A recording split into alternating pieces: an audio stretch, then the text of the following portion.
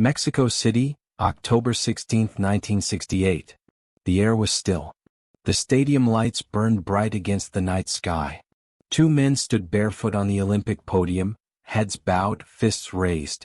Their black gloves cut through the silence like thunder made visible. Tommie Smith and John Carlos, two African-American sprinters, had just finished first and third in the 200-meter final. Between them stood a white man in a green and gold tracksuit, the silver medalist. His name was Peter Norman from Australia. He didn't raise his fist. He didn't bow his head.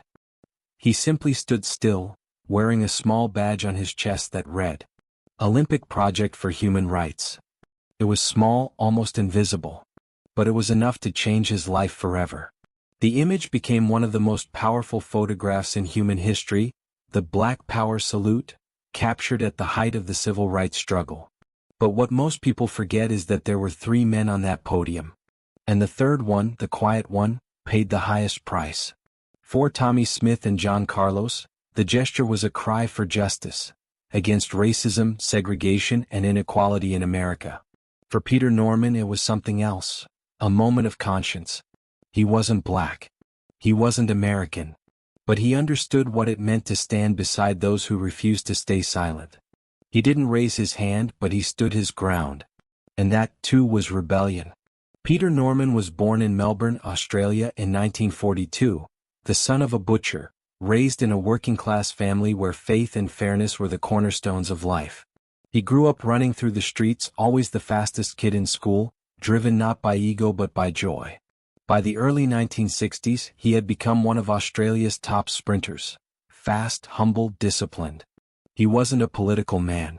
He didn't march or shout. But he believed in something simple, that every person deserved a fair chance. Australia at that time had its own hidden darkness. The White Australia policy, an unspoken system that favored white immigration and marginalized Indigenous people. Racism wasn't an American export.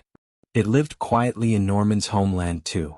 And that quietness, that polite silence, was what bothered him most. By 1968 the world was on fire. America was bleeding from the wounds of Vietnam and racial division. Martin Luther King Jr. had been assassinated just months before. Cities burned with protests. The civil rights movement had turned from hope to heartbreak. Even the Olympics couldn't escape it.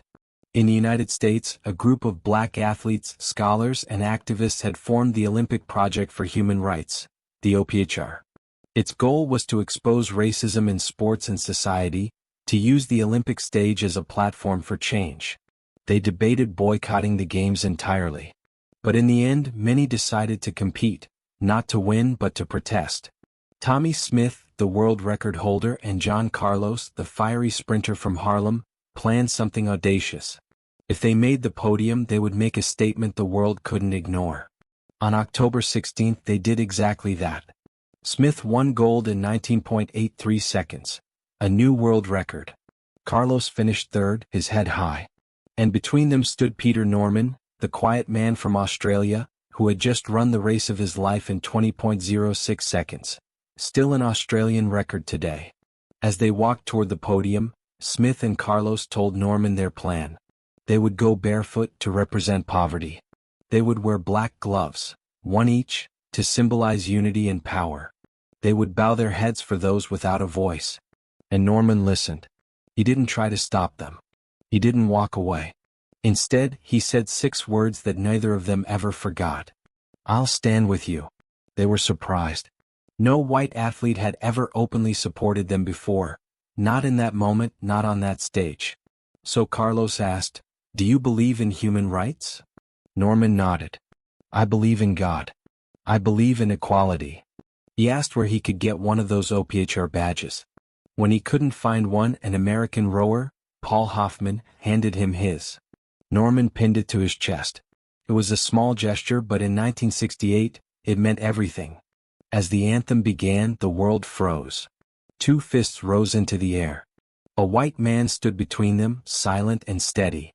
And the entire stadium fell into stunned disbelief. The image lasted less than 2 minutes. But its echo has lasted for decades. When they walked off the field, all 3 men knew something had changed, not in victory but in consequence. Smith and Carlos were expelled from the Olympic Village, suspended from the U.S. team, and received death threats back home. And Peter Norman? When he returned to Australia, he discovered that his silence had made more noise than any shout. He expected questions. He expected debate. Instead, he was erased. The Australian Olympic Committee didn't punish him officially. They didn't need to. They simply forgot him. He was never selected for another Games, even though he qualified easily for Munich 1972. He was excluded from official events, ignored by the media, and whispered about by officials who called him the troublemaker. For standing still, Peter Norman had committed the ultimate act of defiance: empathy. He went back to teaching, working regular jobs, trying to live quietly. But something inside him broke. He had stood for what was right, and lost everything that came with it. The cameras never came back. The medals didn't matter. The world had moved on. Yet the photograph remained, that one frozen moment, immortalized on posters, murals, and history books. 2 fists in the air. And between them, a man who chose decency over silence. The stadium lights had faded, but the photograph remained. And sometimes that's the cruelest thing about history: it remembers the image, not the man. For the rest of the world, Peter Norman became the other guy on the podium. The silent one. The one whose name people forgot. For Australia, he became something worse: an inconvenience. When he stepped off that podium in 1968, Peter Norman didn't know he had just crossed an invisible line. One that separated athletes from activists and silence from complicity. He hadn't raised a fist, but he had taken a side. And in a world that demanded neutrality, that was unforgivable. When he landed in Melbourne after the Games, the reception was cold. No parade. No interviews. No congratulations.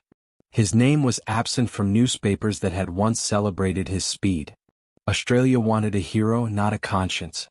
It was a country still wrapped in its own quiet segregation. The White Australia policy still existed in law, though rarely spoken of aloud. Indigenous Australians had only been granted the right to vote a few years earlier.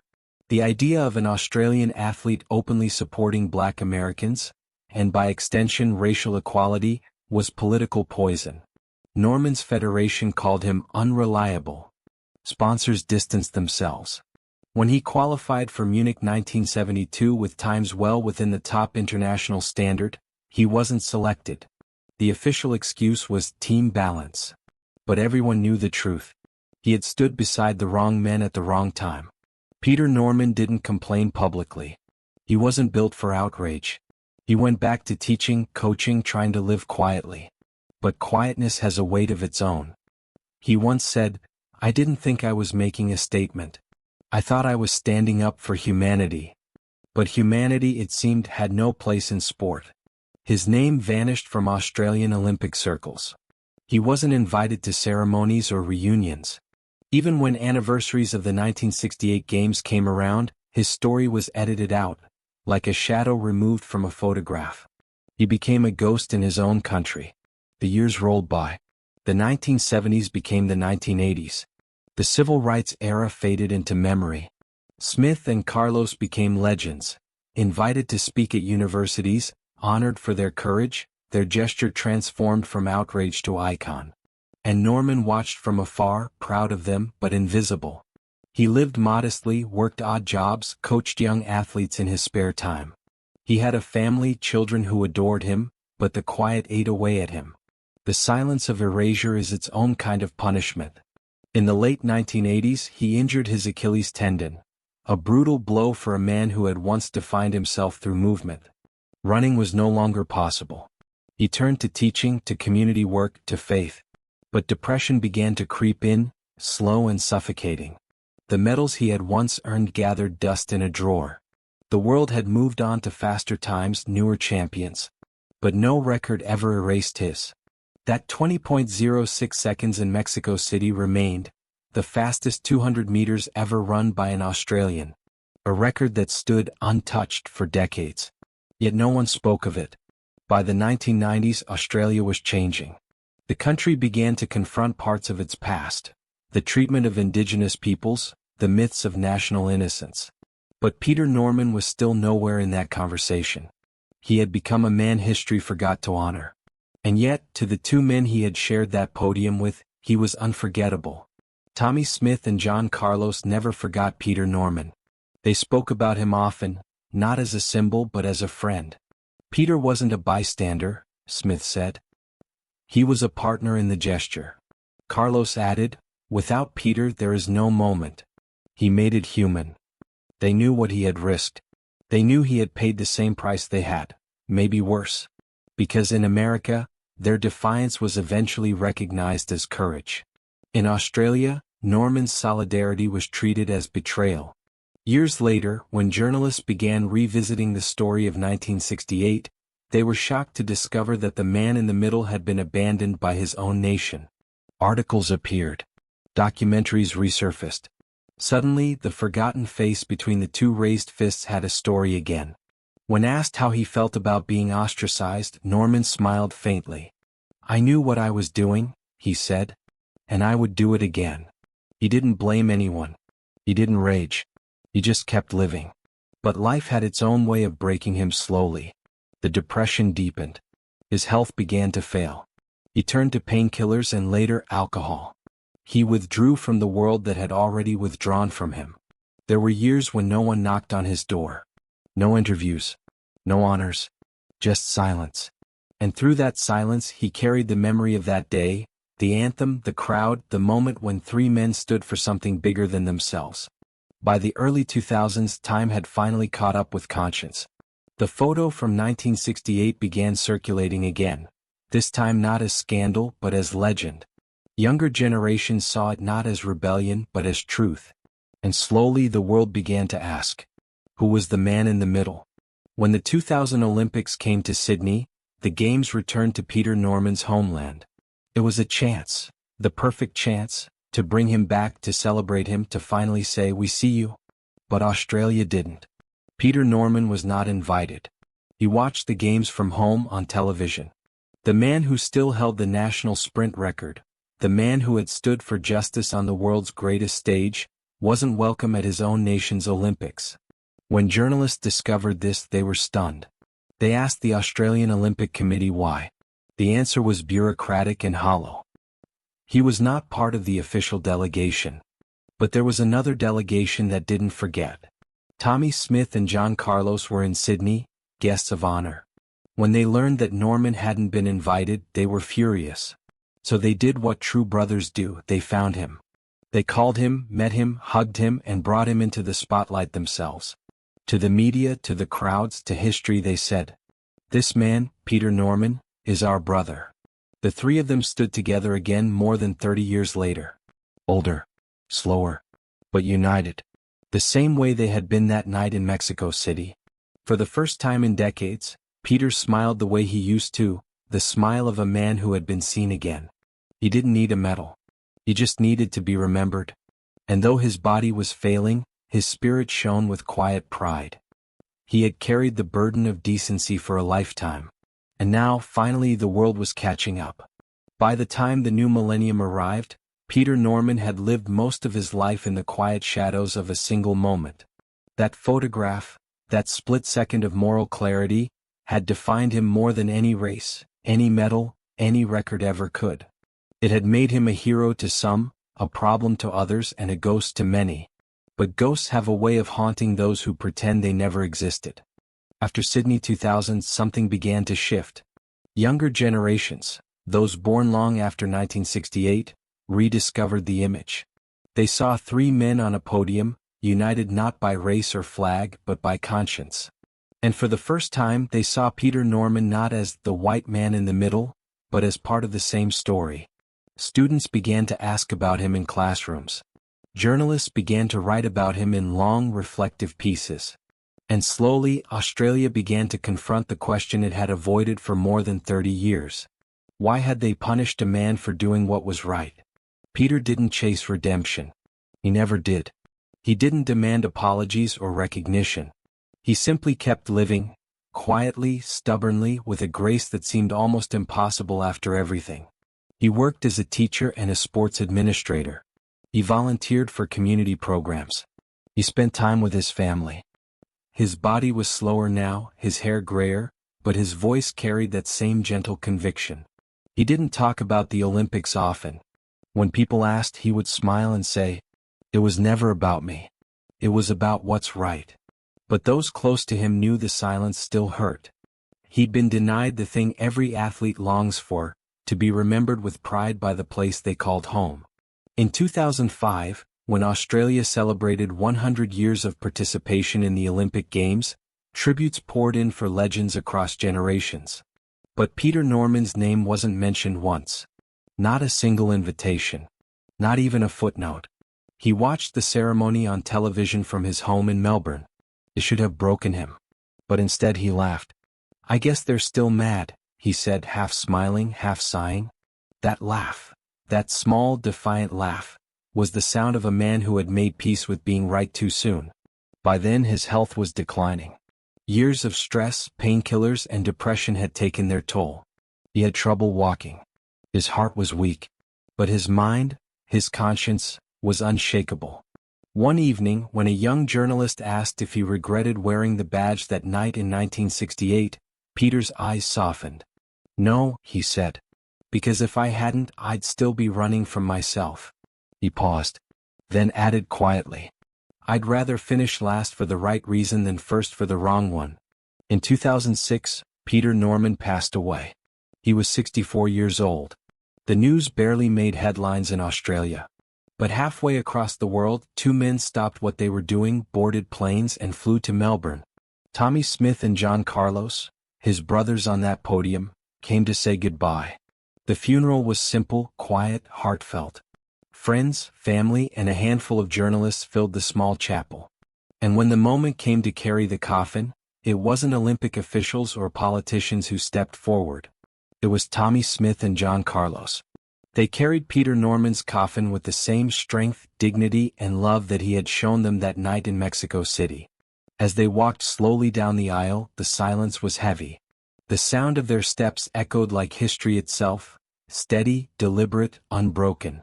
John Carlos later said, "Peter stood with us when the world turned its back. And now we stand with him." For many who attended that day, it felt like something sacred.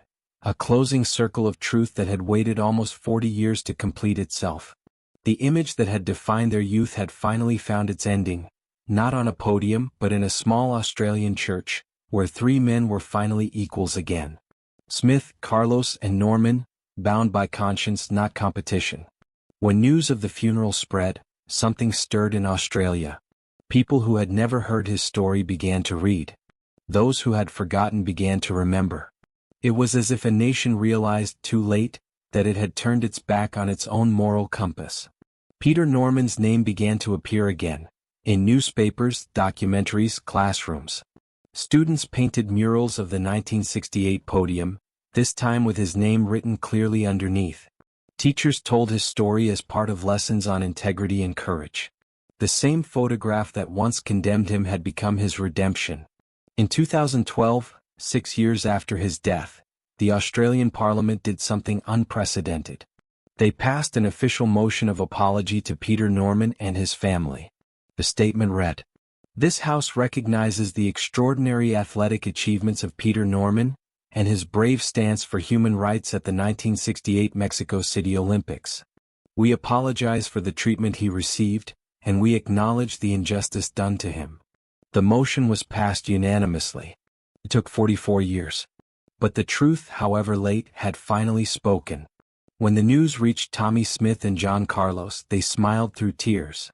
John Carlos said, "Peter was a white man from Australia. But on that day he was more black than most of us. Because he understood the fight."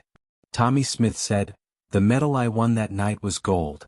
But the one Peter wore was more precious. It was made of principle." And so, the story of Peter Norman came full circle, from silence to song, from shadow to light. His record still stands. His legacy, once erased, now lives in classrooms, museums, documentaries, and hearts. But more than anything, his story reminds us of something the world forgets too easily, that courage doesn't always shout. Sometimes it simply stands still. That night in 1968, three men shared a podium. Two raised their fists. One stood quietly beside them. And together they changed what a medal could mean. History has a strange rhythm. Sometimes it races. Sometimes it crawls. And sometimes it stands perfectly still, waiting for the world to catch up. For nearly 40 years, Peter Norman's story had been frozen, like a photograph trapped in a frame. And then, suddenly, it began to breathe again. After the 2012 apology, Australia finally started to talk about him. Not as a forgotten athlete, but as something far rarer, a man who did the right thing when no one was watching and paid the price for it. Newspapers called him Australia's quiet hero. Filmmakers began producing documentaries about him. A generation that had grown up worshipping medals began to understand something deeper. That sometimes the measure of greatness isn't what you win, it's what you're willing to lose. Universities invited students to analyze the Mexico City photograph. Not for its composition, but for its meaning. 3 men, 3 gestures, 1 truth. It wasn't a protest of anger. It was a portrait of dignity. It wasn't about race alone. It was about humanity, and the courage it takes to risk everything for it. The image became one of the most recognized photographs of the 20th century. It appeared in museums, history books, murals, album covers, documentaries. It transcended sport. It became art, and Peter Norman at last was part of it. In the years after the apology, Peter's family often spoke of how proud he would have been, not of the apology itself but of the conversation it started. His daughter said, he never wanted fame. He just wanted people to understand why he did what he did. And people did. Around the world, the story began to travel, from classrooms in the United States to equality workshops in Europe, from sports ethics courses to Olympic retrospectives. His name became shorthand for quiet courage. Meanwhile, Tommie Smith and John Carlos continued to honor their brother. Every interview, every speech, every anniversary they made sure to speak his name. When journalists asked them what that day in 1968 meant to them, they always said the same thing. It meant standing for something together. And when asked what Peter Norman meant to them, they said, he's the proof that conscience has no color. It was a message the world desperately needed. Because even as the decades passed, the issues that had defined that moment, racism, inequality, silence, never truly disappeared. They evolved. They adapted. Different faces, same injustice. Different times, same courage required. And every time a new generation protested, spoke up, or knelt down for what was right, someone would bring up that photograph. Someone would say, do you remember those 3 men in Mexico City? And that's when Peter Norman's legacy lived again. In 2018, on the 50th anniversary of the Mexico City Games, tributes poured in from around the world. In Australia, schools held assemblies. In the US, museums dedicated entire exhibits to the moment. And on social media, that new digital podium, thousands shared the image captioned simply, he stood for what was right. It went viral. A half-century later, a man who had once been erased by silence became a symbol in a world of noise. The Australian Sports Museum unveiled a life-sized bronze statue of Peter Norman in Melbourne. Not in mid-run, not holding a medal, but standing exactly as he had on that podium, silent, steadfast, wearing the O-Pitcher badge. When the statue was revealed, Tommie Smith and John Carlos stood beside it, older now, their faces lined with time and memory. They smiled through tears. Carlos whispered, "Brother, we told you they'd remember." And they did. The crowd cheered, the cameras flashed, and somewhere, in the space between applause and reflection, it felt like something had been healed. Not just for Peter, but for everyone who had ever stood on the right side of history at the wrong time. The world had finally caught up with his conscience. But there's something else about Peter Norman's story, something even more timeless. It's not just about redemption. It's about what it means to be human in a system that rewards obedience more than integrity. Peter wasn't famous. He wasn't powerful. He wasn't even supposed to matter that night in 1968. He was just an athlete. One man, one race, one moment. And yet, by making one quiet choice, he became immortal. We live in a world obsessed with noise, with victory laps, with hashtags, with declarations. But Peter Norman's power was silence. His protest was stillness. He didn't demand attention. He didn't need to. He simply stood where he was needed. That's why his story endures. Because every generation needs to be reminded that courage doesn't always roar. Sometimes it whispers. Sometimes it simply refuses to look away. 50 years later, the message of that podium still echoes, through stadiums, through classrooms, through the hearts of anyone who's ever wondered what they'd do when the moment came. Would they speak? Would they stand? Would they risk being forgotten just to do what's right? Peter Norman answered those questions before the world even asked them. And for that, long after the medals tarnish and the records fade, his name will remain. Time has a way of softening edges, of turning conflict into story and pain into history. But some stories don't fade. Some stories stay alive because they speak to something that never stops mattering. Peter Norman's story is one of those. It's not about speed or medals or even protest. It's about presence. About the courage to be there, to stand when it would be easier to walk away. In the years since his death, the world has replayed that image countless times. On screens, on murals, in classrooms, in hearts. And each time it means something new. For some it's about race. For others it's about solidarity. But for everyone it's about conscience. Because that's what Peter Norman represented. The conscience of the games, the conscience of sport, the conscience of humanity when the world preferred comfort over courage. If you look closely at the photograph, you'll notice something subtle. Peter isn't looking down like Smith and Carlos. He's looking forward, straight ahead, calm and steady, as if staring directly into history itself. That's not defiance. That's conviction. It's the gaze of a man who understood that silence can be powerful, if you choose what it stands for. And that's what makes the image eternal. Because in that stillness there is no anger, no politics, no noise. There is just truth, raw, quiet, undeniable truth. In 2018, during a university lecture on ethics in sport, a student asked a professor, "Would you have done what Peter Norman did?" The professor paused for a long moment, then said, "I'd like to think so. But the truth is, you never know who you are until the moment arrives." That's the power of Peter Norman's story. It's a mirror, not for nations but for people.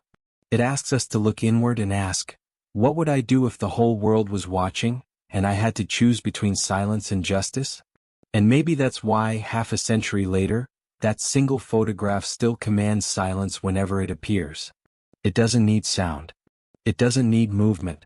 It just needs the weight of recognition, the realization that courage often lives in the smallest gestures.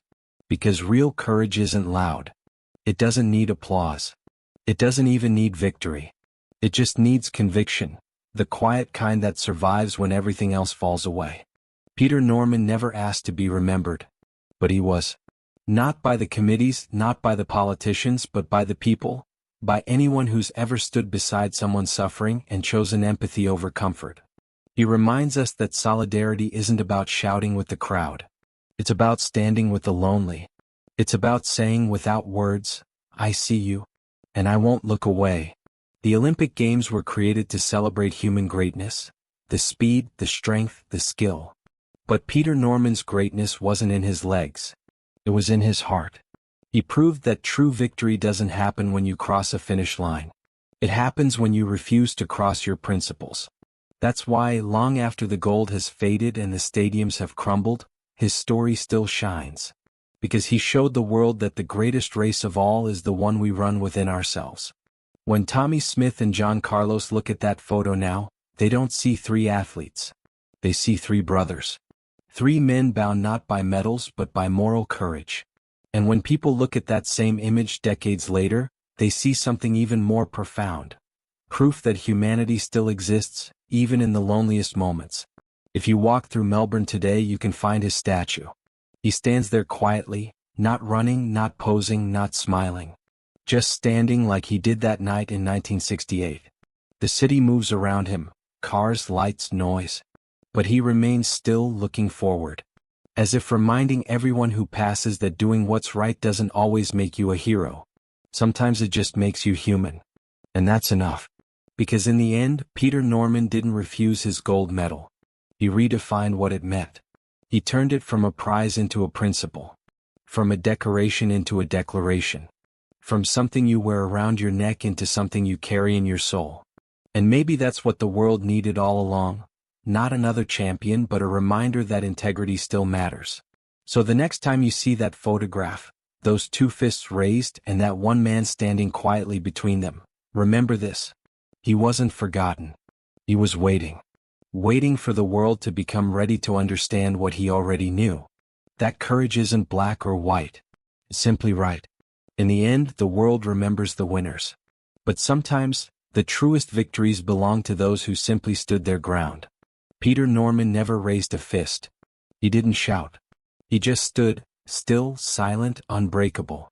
And in that stillness he told the world everything it needed to hear. His courage wasn't about power, it was about presence. The courage to do what's right even when no one's watching. And to live with the silence that follows. Because sometimes, the loudest act of rebellion is simply refusing to look away. If this story moved you, if you believe that courage still matters, don't let it fade here. Subscribe, share, and stay with us. Every day we bring you the hidden stories behind the flame, the triumphs, the tragedies, the forgotten souls who made history real. 2 new stories, every single day. The truth behind the gold, and the people who carried its weight. Until tomorrow, when another story begins to burn.